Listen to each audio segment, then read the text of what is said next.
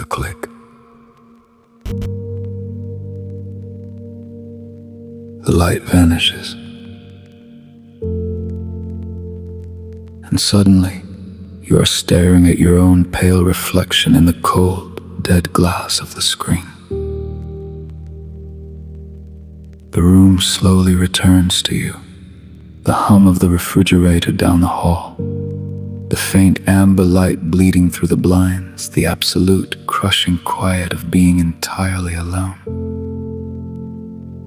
You know the specific gravity, the sudden drop in temperature the second the illusion ends. The weight you tried to exile for just 10 minutes, the unspoken anxiety, the exhaustion, the feeling of never quite being enough. It didn't leave. It was just waiting by the door. Lust is a thief that dresses up as a refuge. You didn't go to it because you wanted to rebel. You went looking for a place to put your head down, looking for a warmth that didn't demand performance. For a few frantic seconds, it felt like relief. But phantoms cannot hold you. They always leave your hands empty.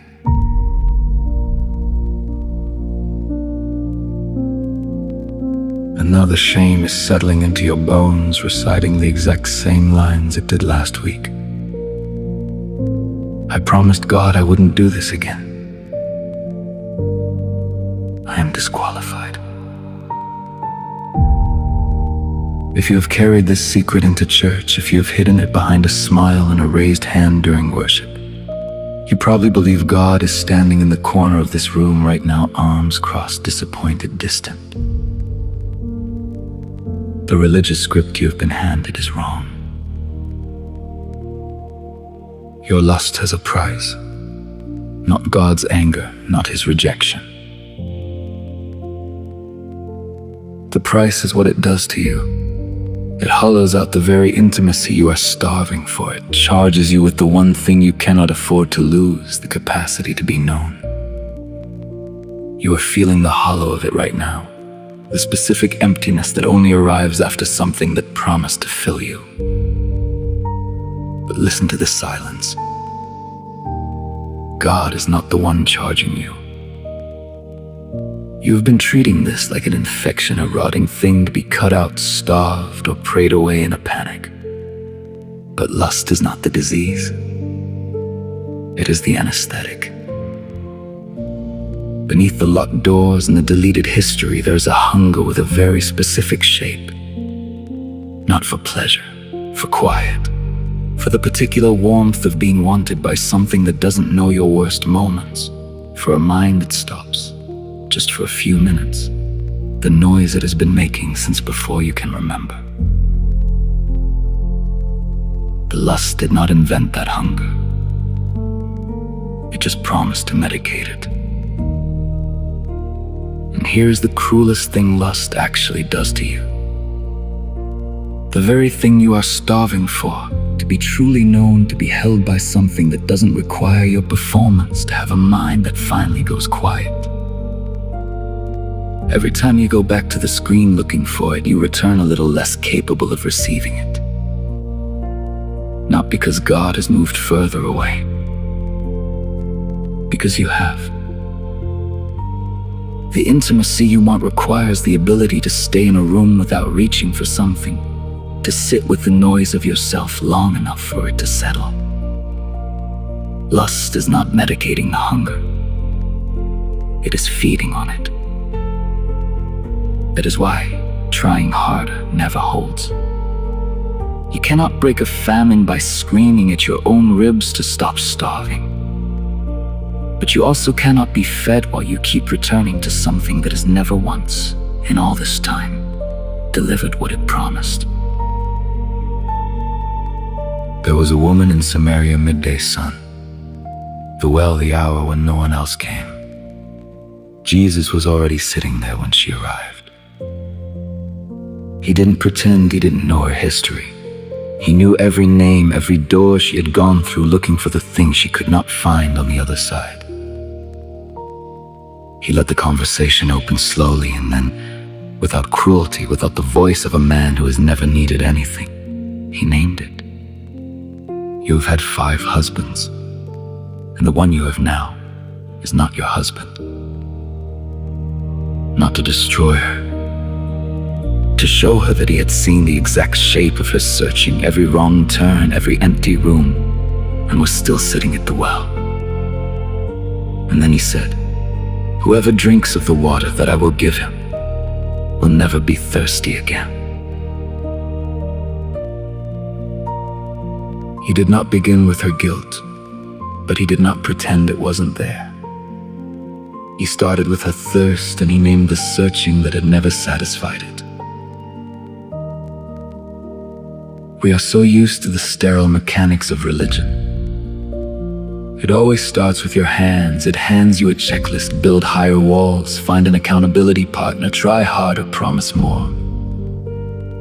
And maybe that has its place, but it starts at the wrong end of the wound. God does not walk into your room holding a ledger of your failures.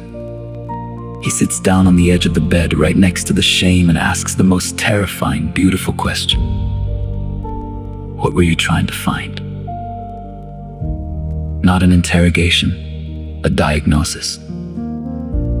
He already knows what you were trying to find. He knew it before you sat down with the phone. He knew it before the first time. He also knows it hasn't worked. Every time, for how long it has been, he's watched you return to something that has never once given you what you actually came for. And he's still sitting there. We have swallowed a tragic lie. We think God is standing on the far side of our purity, arms crossed, refusing to step close until we wash the dirt off our hands. He is not.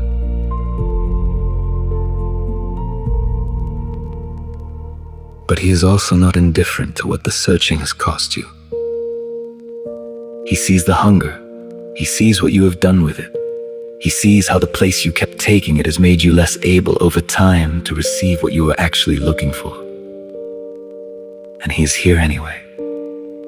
Not to excuse the behavior, to get underneath it, to the original ache, and offer the only thing that has ever actually answered it.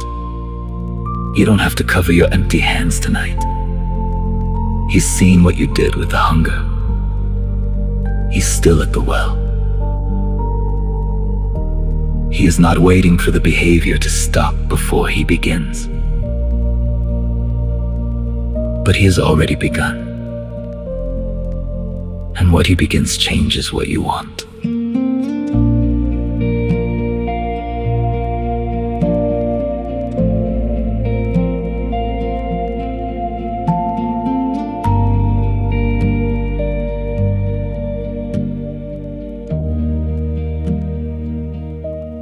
The light goes out, the shadows settle. I'm staring at the face I didn't want to know. I reached for something in the dark that almost felt like being known. I held the warmth for just a breath and woke up more alone. I carried this behind the pews, the weight of something no one knew. I built my walls and broke my vows and couldn't tell you why. Because the thing I called my sin was just a hunger with no name. But I kept taking it to places that were never gonna answer what I came for all the same. You didn't ask where I had been. You saw the wound beneath the skin. You saw the searching and the cost. You saw exactly what I lost. And you were at the well when I arrived.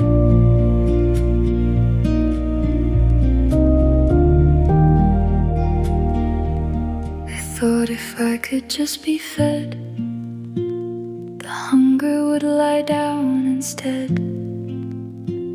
But every time I tried to fill the hollow with a borrowed warmth. I came back to the same dark room, and something in me that used to reach for God had grown a little quieter each time. You named what I had done with it. You sat there anyway. You didn't come to excuse the years. You came to be the water that makes them stop. You saw it all. You stayed. You started with the thirst. I'm not hiding anymore.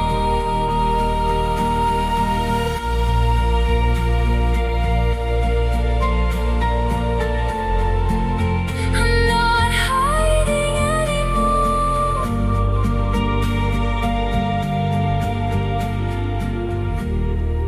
I'm not